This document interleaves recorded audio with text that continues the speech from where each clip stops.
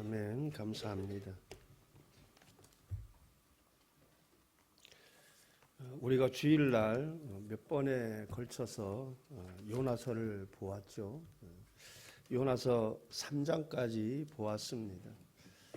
그래서 4장을 제가 두 번 나누어서 보려고 했는데 지금도 가까이 것이 잘 안 보여요.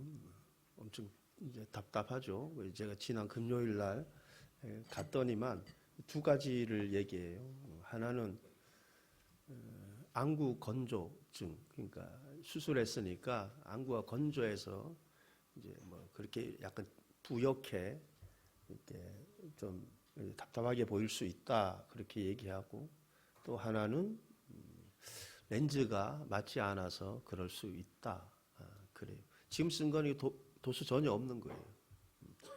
그럴 수 있다 그래요. 그래서 안구 건조는 한 달 정도 지나면은 없어질 것이니까 1월 26일 날 다시 와서 그때 보고 결정을 하자 그래요.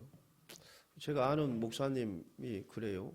안구 건조하면 잘 안 보인다고. 근데 자기는 인공눈물 딱 떨어뜨리면 잘 보인다 그러던데.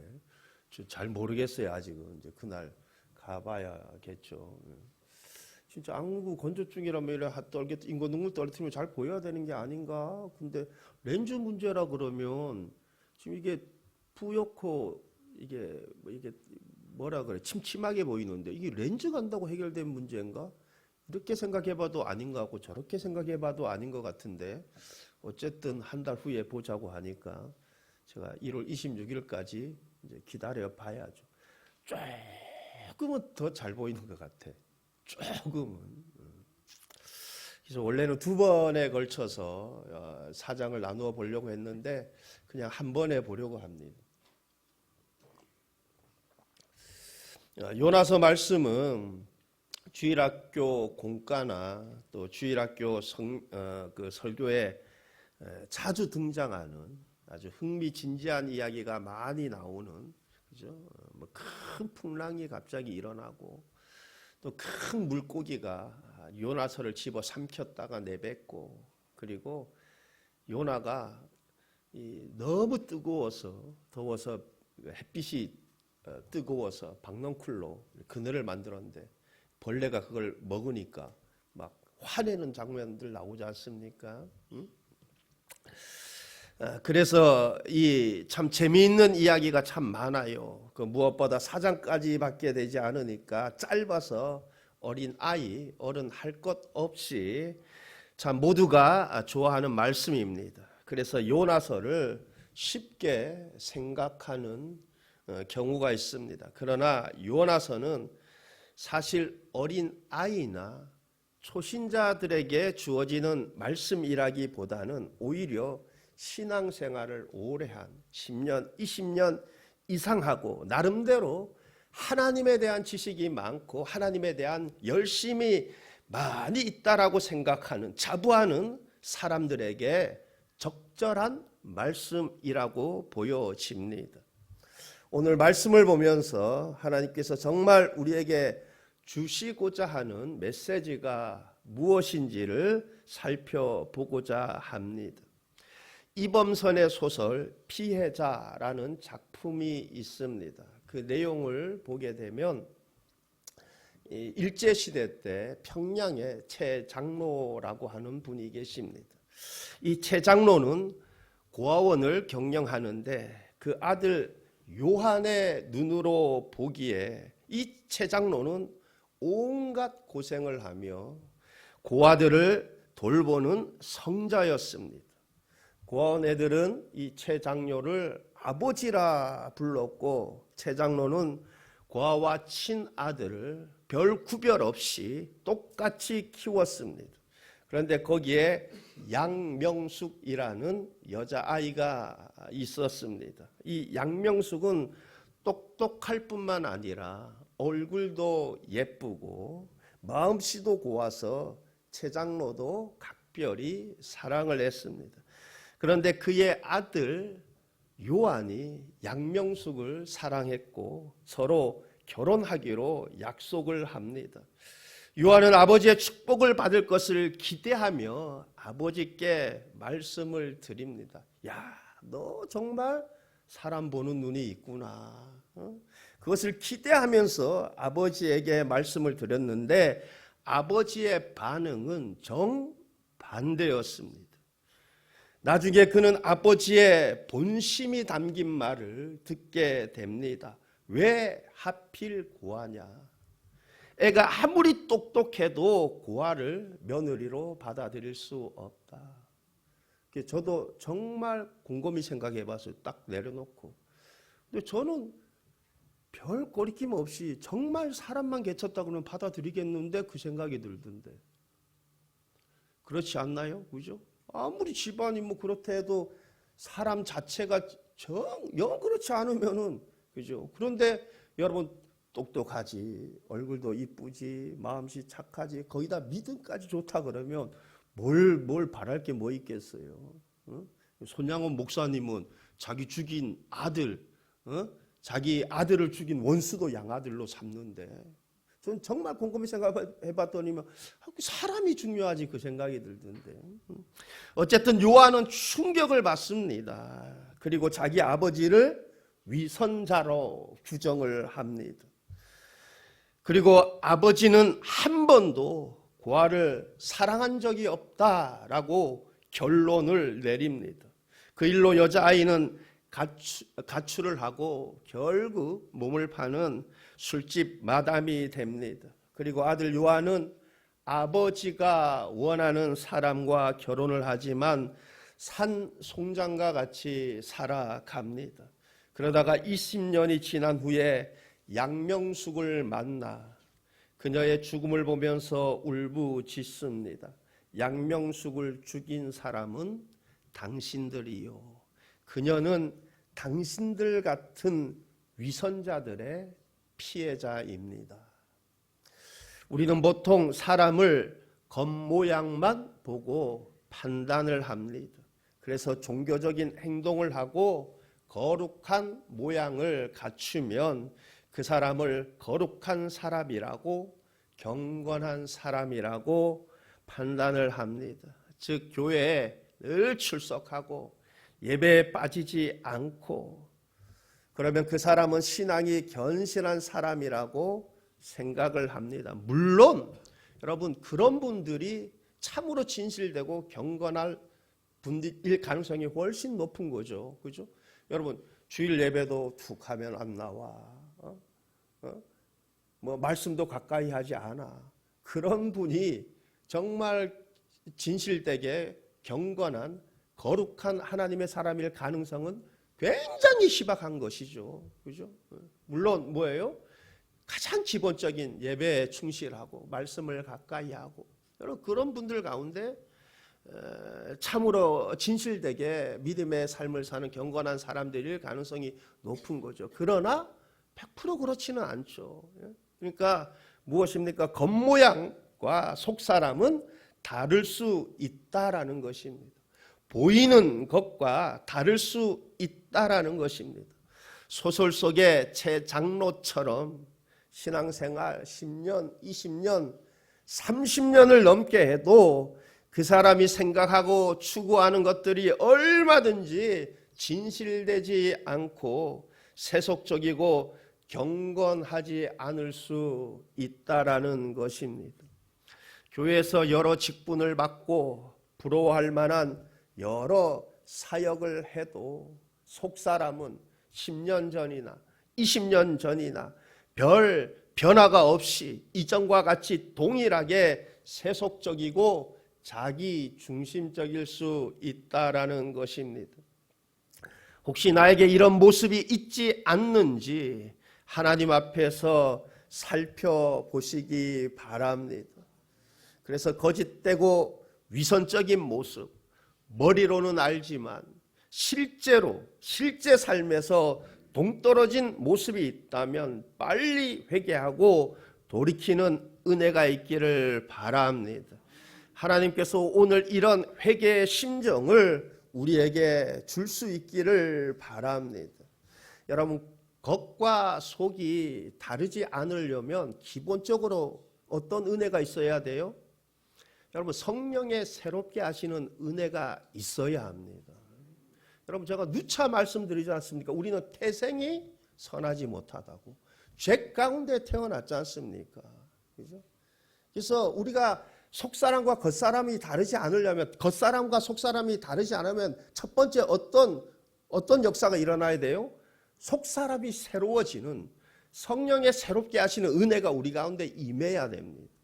여러분, 그렇다고 그러면 그 사람은 겉과 속이 똑같은 사람인가? 계속해서, 여러분, 그렇지 않아요. 내 본성이 타락해 있다. 그러니까 사도 바울도 고백을 하지 않습니까? 내가 날마다 죽노라. 그죠? 내 속사람 계속 갈등 속에 있다고 고백을 하지 않습니까? 이게 첫째 어떤 역사가 일어나야 돼요? 여러분, 성령의 새롭게 하시는 은혜가 임해야 됩니다.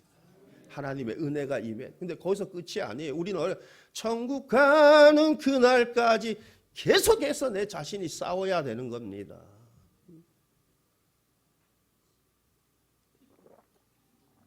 그렇지 않으면 얼마든지 타락할 수 있어요. 요나는 북이스라엘 여로보암 2세 때 활동했던 선지자입니다.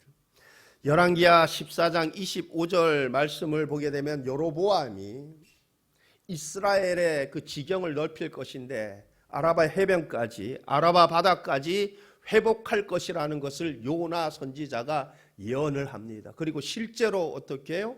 그렇게 회복되는 역사가 일어나는 것을 보게 됩니다. 여러분, 이렇듯 북이스라엘이 가장 강성했던 시대에 활동했던 아주 탁월하고 영향력 있는 선지자가 바로 요나였습니다.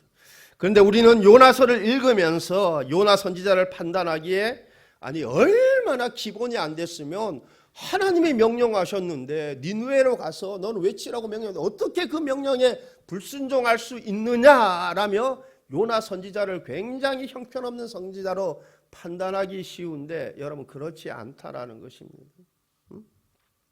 그러면 어떻게 이렇게 뛰어난 요나 선지자가 왜 하나님의 명령을 어기고 도망을 했을까?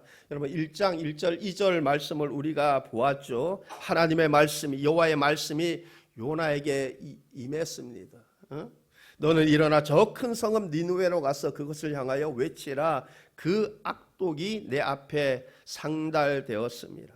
하나님께서 요나에게 니느웨로 가서 하나님의 말씀을 전하라 라고 명령을 하셨습니다. 그런데 이에 요나가 여호와의 얼굴을 피하여 일어나 도망을 가버렸습니다. 여러분, 여호와의 얼굴을 피하려고 요나는 여호와의 얼굴을 피하기 위해서 도망을 갑니다. 여러분, 어떤 얼굴입니까?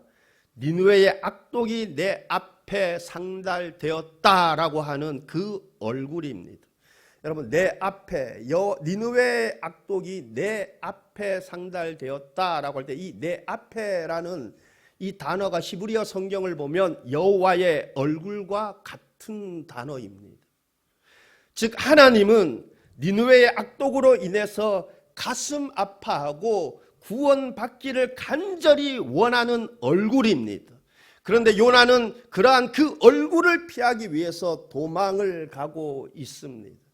지금 요나와 하나님의 마음이 서로 뭔가 통하지 않고 있는 것입니다. 현재 여러분에게 말씀하시는 하나님의 얼굴이 어떤 얼굴인지, 무엇을 원하시는지 보이십니까?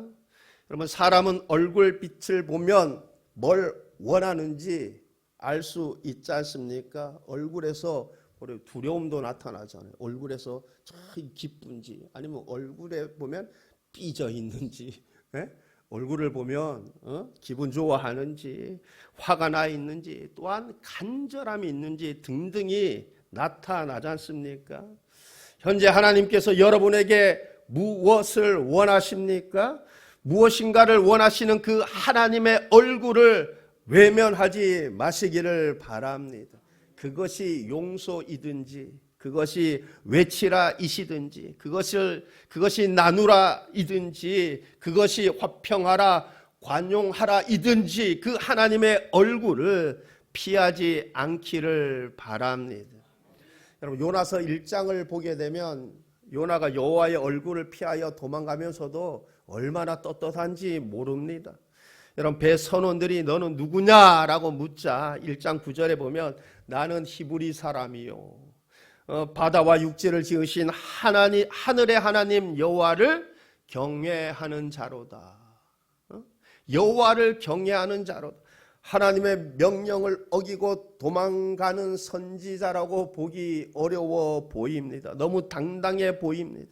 그리고 자신을 소개하면서 나는 여호와를 경외하는 자로다 소개를 합니다.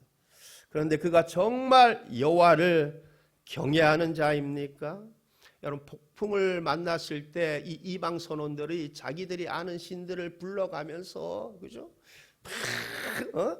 온갖 정성을 다해 기도를 드립니다. 보면은 두려워하여 심히 두려워하여 크게 두려워해요. 자기들이 아는 신들을 막 불러가면서 기도해요. 나중에는 어떻게 해요? 하나님에 대해서 잘 알지도 못하면서 막 하나님을 부르면서 막 기도하고 하나님께 막 제물을 드리고 막 소원 기도까지 하는 것을 보게 됩니다. 여러분, 그러나 정작 여호와를 경외하는 자라고 스스로 소개하는 요나는 전혀 하나님을 두려워하는 모습이 보이는 것 같지 않습니다. 그는 말은 독실한 신앙인인데 나는 여호와를 경외하는 자로다. 그런데 실제 행동은 딴판입니다. 그는 폭풍이 일어나도 하나님께 기도하지 않습니다. 두렵고 떨리는 모습도 없습니다. 될 대로 되라는 식으로 보여집니다. 그리고 폭풍이 자기 자신 때문이라는 것을 알고도 기도하는 것이 아니라 차라리 바다에 던져 죽이라고까지 합니다. 하나님 경외하는 모습이 전혀 안 보이는 것 같습니다. 여러분, 가끔 보면 불신자가 신자 같고 신자가 불신자 같은 경우를 볼 때가 있습니다. 불신자는 하나님을 무서워하고 두려워하는데 신자라고 하는 사람들이 하나님을 무서워하지 않고 막 막말하고 막 그런 행동들 하게 되는 것을 보게 돼요. 여러분, 보면 막 교회 안에서 싸울 때 보면 그죠? 하나님 두려워하는 모습이 전혀 없어 보이잖아요. 여러분, 보통 교회들이 교회 문 열어놓잖아요, 그죠? 그래도 도둑이 잘 안 들어. 왜? 도둑이 하나님 두려워해서 잘 못 훔친다니까. 근데 교회 물건 훔치는 거 누가 훔쳐요? 옛날 다 교회 다녔던 사람들이 훔친다니까. 여러분, 예전에는 기도원 많이 모였잖아요, 사람들, 그죠? 기도원 많이 모였으니까 여러분, 그 기도원 도둑질하는 사람들 뭐 은혜 받으러 왔겠어요? 도둑질하러 왔지. 근데 옛날에 다 교회 좀 다녔던 사람들이에요. 여러분, 오히려 뭐예요? 불신자들은 하나님 두려워서 도둑질할 생각 안 한다니까. 그러니까 기도원 도둑질하기 얼마나 좋아요. 도둑질하기에. 보통 옛날 기도할 때 어떻게 해요? 자, 두 손 들고 주여 삼창합시다. 완전 다 내 거 아니에요, 내 거. 그죠? 그러니까 이거 대표 기도하시는 분들이 기도할 때 어떻게 해요? 딱 눈 뜨고 기도해요.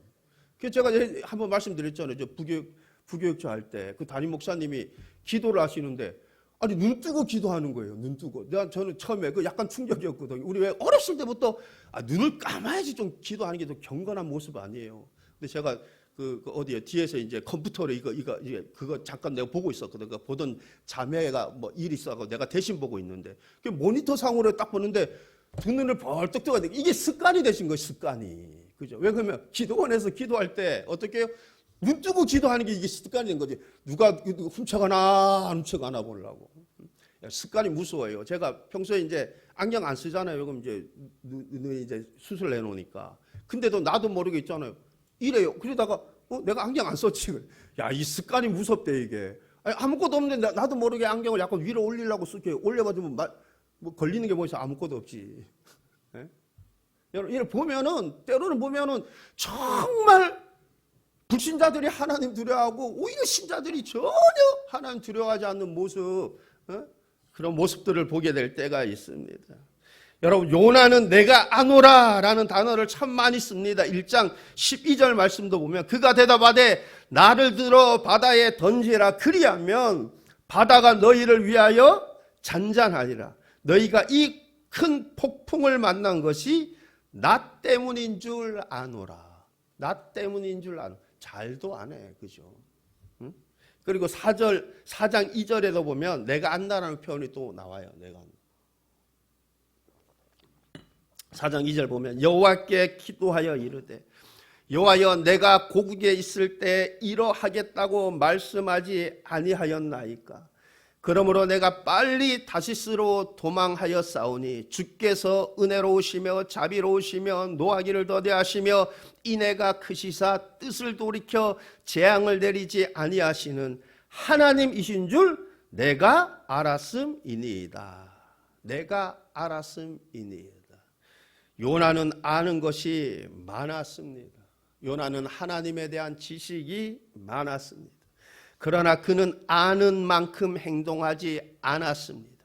그의 하나님에 대한 지식은 그냥 지식이고 행동은 자기 주관대로 합니다. 특히 조금 전에 읽었던 4장 2절은 요나가 도망간 이유를 명확히 설명해 줍니다. 요나는 하나님이 니느웨 성을 용서해 주실 거라고 알았다는 거예요. 왜냐하면 하나님은 은혜로우시며 자비로우시며 노하기를 더디하시는 하나님이신 줄 알았기 때문에 그는 하나님이 니느웨 성을 용서하실 것을 알았다는 것입니다.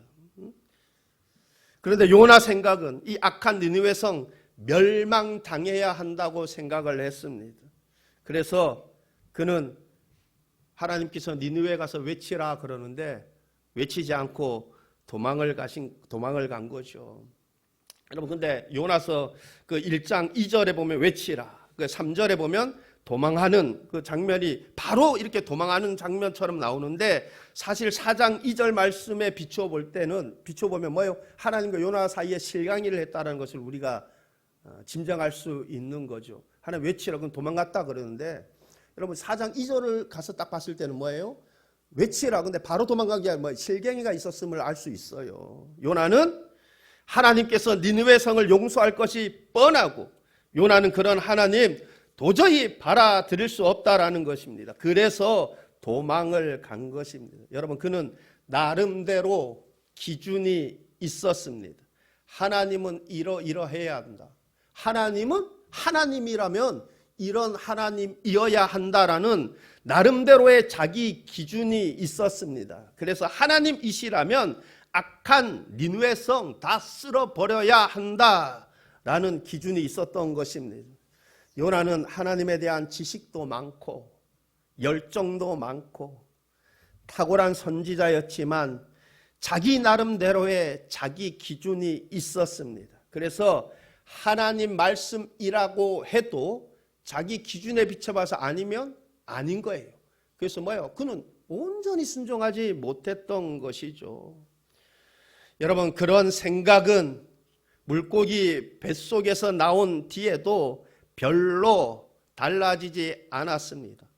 죽다 살아났는데도 이제 살아나 살만하니까 생각이 안 바뀐 것입니다. 여러분, 어느 정도는 바뀌었겠죠, 그죠? 진짜 죽다 살아났는데, 근데 그렇게 쉽게 사람 변하지 않습니다. 쉽게 변하면 얼마나 좋겠습니까? 사람 정말 잘 안 바뀝니다. 여러분, 요나가 물고기 뱃속에서 불순이가 피했잖아요. 근데 살아나서 가서 외치는 가서 외치잖아요. 제가 지난번에 말씀드릴 때 여러분 3일 끼는데 하루 만에, 그죠? 그러니까 대부분의 많은 분들이 그는 대충 전했을 것에 막 그랬잖아요. 그래도 죽다 살아났는데 그래도 좀 진실대로 전하지 않았겠나. 근데 하루길 만에 그런 회개 역사가 일어나지 않았겠는데 제가 뒤로 보면 볼수록 아닌 것 같다는 생각이 자꾸 드는 거예요. 예? 아닌 것 같다. 나중에 이제 뒤로 가면 보게 되지만은 야, 사람 쉽게 안 변하는구나. 죽다 살아나도 안 변했구나. 요나가 쉽게 안 변하는구나. 뒤로 갈수록 그걸 더 많이 느끼게 되더라고요. 응? 여러분, 그래서 니느웨에서 메시지를 전하는데 여러분 정말 그가 진심으로 전한 것이 아니고 이런 느낌이 자꾸 받게 되는데 그 중에 하나가 뭐냐면은 그가 전하는데 뭐라고 전하냐면 니느웨가 멸망하리라 그래요. 여러분 하나님은 이거 니느웨가 멸망하기 바라는 것보다 뭐요? 구원받기를 바라는 게 하나님의 마음이거든요. 근데 그는 뭐냐면 거기서 메시지를 선포를 하는데 니느웨가 멸망하리라 심판의 메시지만 전해요. 구원의 메시지를 전하는 것이 아니라 심판의 메시지. 그래서 제가 이 부분뿐만 아니에요. 뒤에 가면 이제 막 하잖아. 박노크에서 멸망당하나 안 당하나 보고 이런 것들을 종합적으로 다 볼 때 보니까 야 사람 진짜 쉽게 안 변해. 네? 여러분 요나는 자기가 전하고 싶은 메시지만 전합니다. 그런데 어떻게 된 것인지 느니웨 온 성이 회개를 하고 그래서 하나님이 재앙을 내리지 않습니다. 이에 대한 요나의 반응이 4장 1절 말씀을 보니까 요나가 매우 싫어하고 성내며 요나가 매우 싫어하고 성내며 여러분 우리 성경에는 요나가 화가 많이 나 있다라는 식으로 번역이 되어 있죠. 그런데 히브리어 성경에는 그것이 요나에게 심히 악했다라고 되어 있습니다.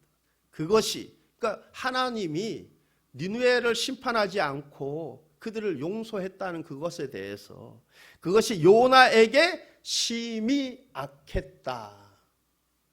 여러분 뭐가 요나에게 심히 악했다라는 것입니까? 하나님이 니느웨 성을 용서하신 것이 요나에게 심히 악했다라는 뜻입니다. 즉 요나가 보기에 하나님이 도저히 해서는 안 될 일을 행하셨다라는 것입니다. 그래서 요나는 지금 기분이 굉장히 안 좋은 것입니다. 여러분 4장 2절에 보면 여호와여 내가 고국에 있을 때 이러하겠다고 말씀하지 아니하였나이까. 하나님 내가 이럴 줄 알았습니다. 그래서 3절에 보면 차라리 나를 죽여달라고 합니다. 여러분 차라리 무슨 말입니까? 내가 이 꼴 죽어도 못 보겠습니다 라는 뜻 아닙니까? 여러분 선지자 요나가 왜 이렇게 하나님께 대적하는 자가 되었습니까? 여호와를 경외한다고 하는 그가 왜 이렇게 하나님을 대적하는 자가 되었습니까? 자기 나름대로의 기준이 강했기 때문입니다. 자기 나름의 기준으로 모든 것을 판단하고자 했기 때문에 그렇습니다. 보통 교회에서 사고를 치는 사람, 열정이 많은 사람이다라는 말이 있습니다. 열정적인 사람이 자기 기준에, 자기 생각에 파묻혀서 하나님을 거스르는 사람이 되기 쉽기 때문에 그렇습니다. 여러분 교회가 한 마음과 한 뜻으로 가기 위해서는 자기 생각을 내려놓고 하나님의 뜻에 순종하는 태도가 필요합니다. 근데 열정적인데 하나님의 뜻의 기준이 아니라 내 자신, 내 뜻이 기준이 되어 하나 되지 못하고 하나님의 뜻에 거스르게 되는 것을 종종 보게 됩니다. 여러분 요나의 모습은 우리에게 많은 것을 보여줍니다. 4장 5절 말씀을 보면 요나가 성읍에서 나가서 그 성읍 동쪽에 앉아 거기서 자기를 위하여 초막을 짓고 그 성읍에 무슨 일이 일어나는 것을 보려고 그 그늘 아래에 앉았더라. 요나가 성 밖에 초막을 짓고 그 성읍에 무슨 일이 일어나는 것을 보고 있습니다. 그가 무엇을 보기를 원합니까? 그가 지금 무엇을 기다리고 있는 것입니까? 니느웨 성이 멸망하기를 기다리고 있습니다. 그것도 잠깐 보는 것이 아니라 초막을 짓고 눌러 앉아서 멸망하기를 기다리는 것을 보게 됩니다. 하나님은 니느웨 성을 용서하셨지만 요나는 그런 사실을 도저히 받아들이기 싫은 것입니다. 혹시 우리 가운데서도 이미 하나님께서 결정하시고 하나님께서 선행해 가시는 방향이 있는데 진행해 가시는 방향이 있는데 그것을 끝까지 거부하며 거스르는 사람이 있습니까? 그 사람은 바로 요나입니다. 여러분, 이런 요나를 하나님은 박넝쿨을 준비시켜서 하나님의 사랑을 깨우쳐 줍니다. 우리 10절 11절 말씀을 보면 여호와께서 이르시되 내가 수고도 아니하였고 재배도 아니하였고 하룻밤에 났다가 하룻밤에 말라버린 이 박넝쿨을 아꼈거든. 하물며 이 큰 성읍 니느웨에는 좌우를 분별하지 못하는 12만 명이요 가축도 많이 있나니 내가 어찌 아끼지 아니하겠느냐 하시니라. 너가 심지도 아니하고 재배하지도 아니하고 하룻밤에 말라버린 박넝쿨은 아끼면서 니느웨 성에 수많은 사람들이 멸망하는 것을 하나님이 아끼지 아니하겠느냐라는 것입니다. 하나님의 마음이 아프지 아니하겠느냐, 그들도 구원해야 되지 않겠느냐, 그렇게 물으심으로 하나님은 요나에게 하나님의 마음을 깨우쳐 주시려고 하셨습니다.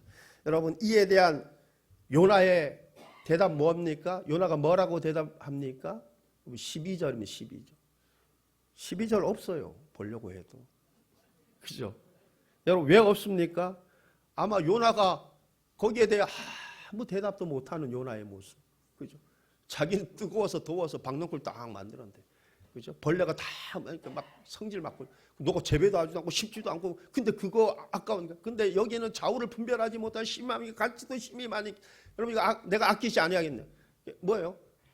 아무 말 못하는 거지. 12절은 아무 말 못하는 그 요나의 모습이 그려지고 있지 않는가라는 생각이 듭니다.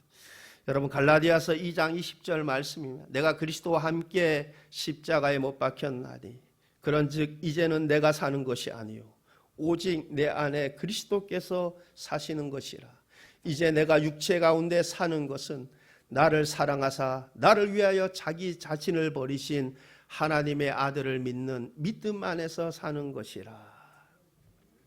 여러분, 사도 바울은 우리가 그리스도와 함께 십자가에 못 박혔다고 말씀합니다. 우리는 그리스도와 함께 십자가에 죽었습니다. 그런즉 이제는 하나님을 믿는 믿음 안에서 내 뜻이 아니라, 내 기준이 아니라, 내 생각이 아니라 하나님 뜻대로 살아야 하지 않겠습니까? 여러분, 예수님께서 나를 따르려면 어떻게 해야 된다고 그랬어요? 자기를 부인하고 나를 따르라 그랬어요. 여러분, 자기를 부인하지 못하니까 따르지 못하는 거예요. 여러분, 생각이 다르잖아요. 요나 생각과 하나님 생각이 다르지 않습니까? 요나의 뜻과 하나님 뜻과. 여러분, 하나님의 생각은 심이 높고 심이 깊고.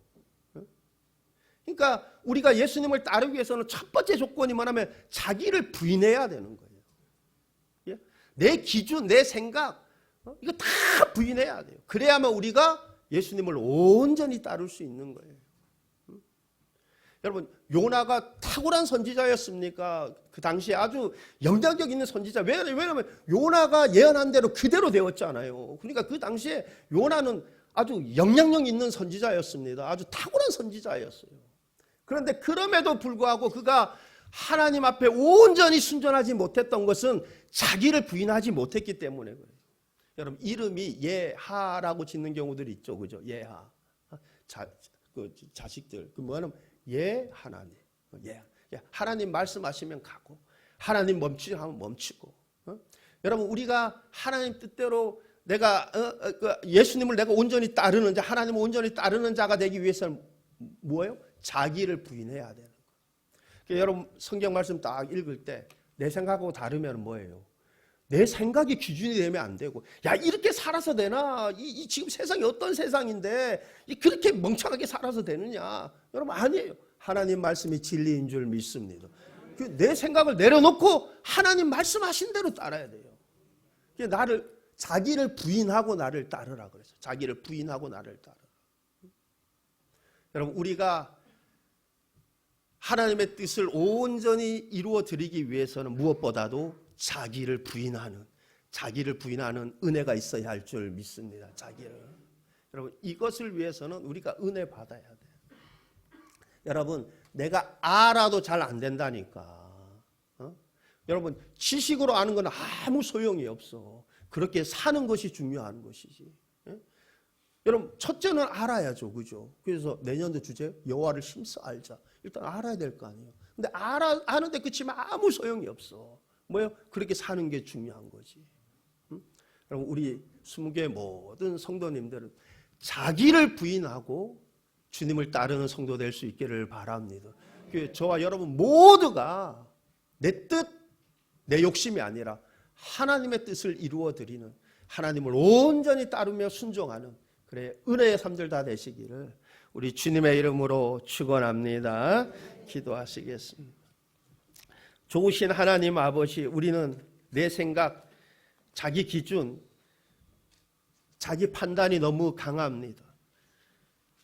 너무 자기 중심적입니다. 하나님, 내가 온전히 주님을 따르는 자가 되기 위해서는 무엇보다 자기를 부인하는 이 은혜가 있어야 할 줄 믿습니다. 하나님, 내 뜻, 내 욕심, 자기 중심적인 것 다 내려놓고 내가 온전히 주님을 따르는, 주님 말씀하시면 그것이 진리이다 믿고 말씀 따라 살아가는 우리의 모습들 되게 하옵소서. 우리의 삶을 통해서 하나님의 뜻이 이루어지는 그 은혜가 있게 하여 주옵소서. 감사드리며 예수님 이름으로 기도하옵나이다. 아멘.